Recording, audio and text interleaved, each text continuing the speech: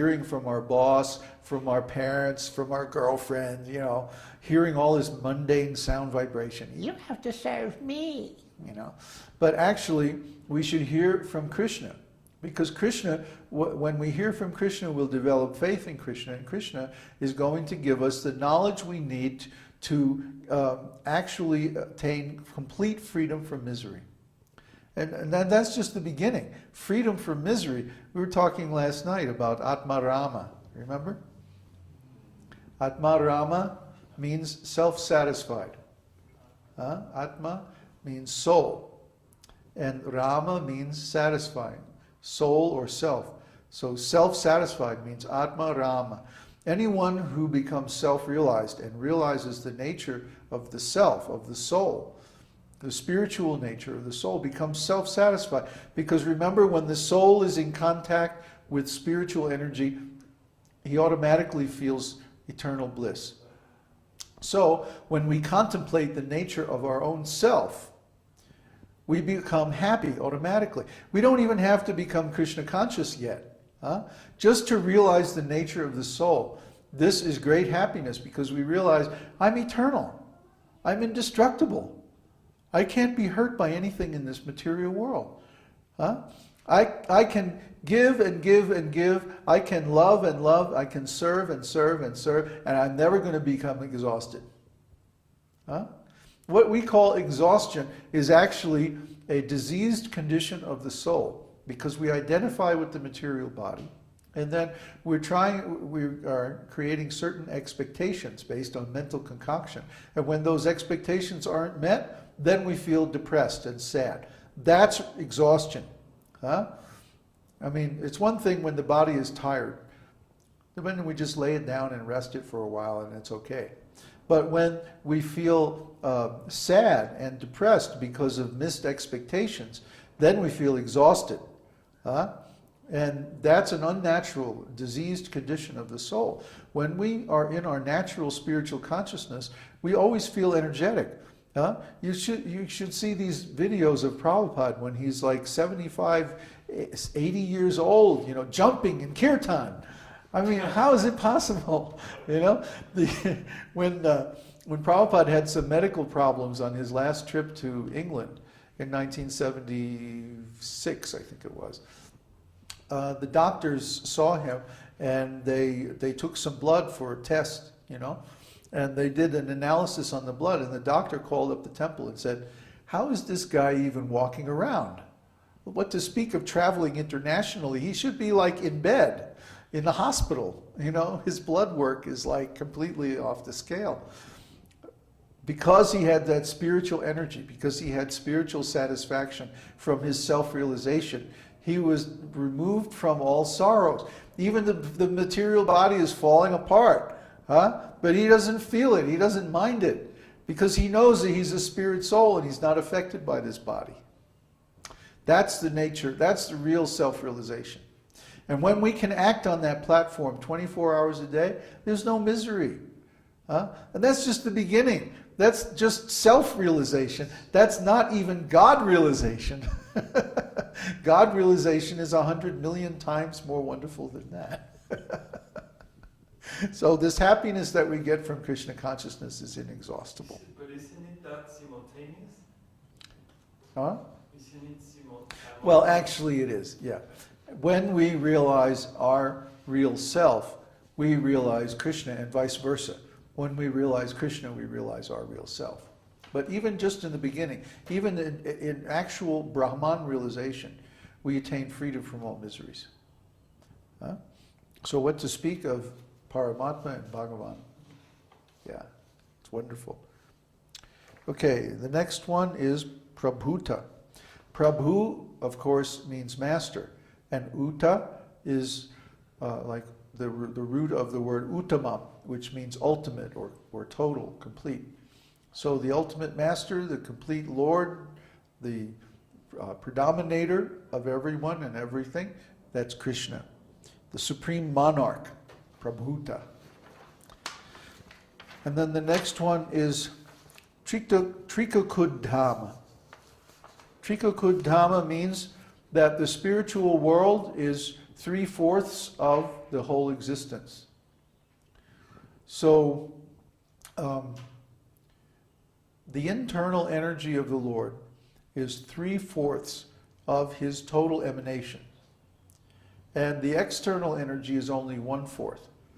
Also, in another place in the scriptures is described that 3/4 of the living entities live in the spiritual world and 1/4 in the material world.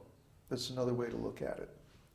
But again, remember, the material world is temporary, so that 1/4 is sometimes manifest and is sometimes withdrawn back into the internal energy of the Lord.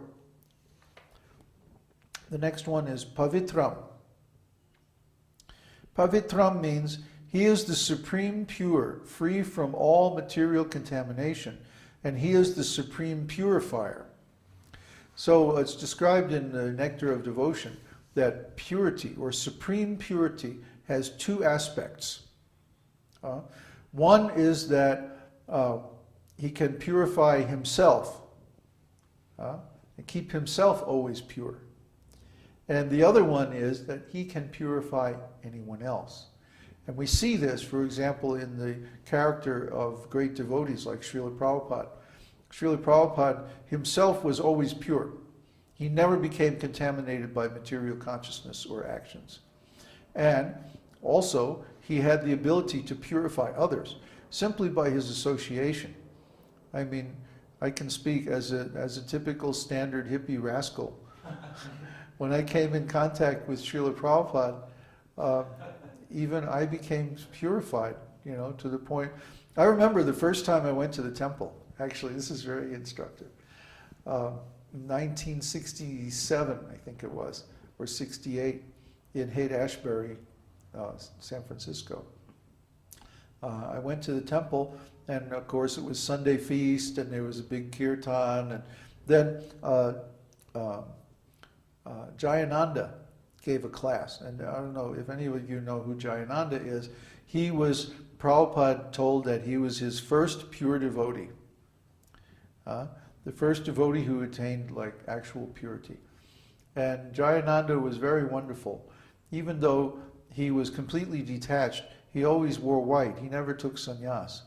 He was just really detached. He was in love with Srila Prabhupada, in love with Krishna, and his service attitude was just wonderful. He was the one who he was a mechanical engineer by trade, and he designed and built the first Rath Yatra carts.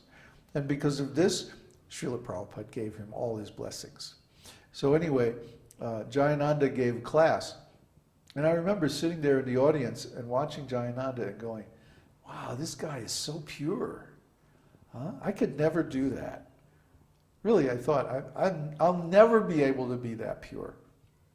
That's what I thought the first time I saw a really pure devotee. I'm going, no, this is impossible. I mean, how can I give up intoxication and illicit sex? I'm a musician. So I was thinking, oh no, this is, out of the range of my possibilities. But now look, a few years later, here I am, doing all the same things. So anything is possible by this Krishna consciousness movement, because Krishna is the supreme pure. And he says, Pavitram Mangalam Param, I am the supreme purifier in Bhagavad Gita. So he's the supreme pure and the supreme purifier. Pavitram. Mangalam Param means he is the supreme auspiciousness. Mangala means auspicious. And Mangalam means one who is auspicious. Param means the highest, the greatest, the most. So Mangalam Param, he is the most auspicious person. Auspicious means that giving an indication of good fortune for the future. So if I do something very wonderful, this is auspicious, because it means I will get good fortune in the future. Everything we do has a reaction. When we act in the mode of goodness, passion, or ignorance, then the result that we get is in the same mode. So when we act in the mode of goodness, for example, we get a reaction in the mode of goodness, and the same with passion and ignorance. But when we act in transcendental mode of consciousness, then the result is also transcendental. And it's immediate. With the law of karma, we have to wait for some time to get the result. But with spiritual things, the result is immediate. So if I change my consciousness right now, the result is immediate. If I chant Krishna's name purely, right now Krishna can reveal himself to me. We don't have to wait. Although we see in practice, chanting takes some time to have an effect. That's only because of our offenses. If we were to chant offenselessly, then our chanting would have immediate effect. And when one is pure, it does have immediate effect. But when we're in the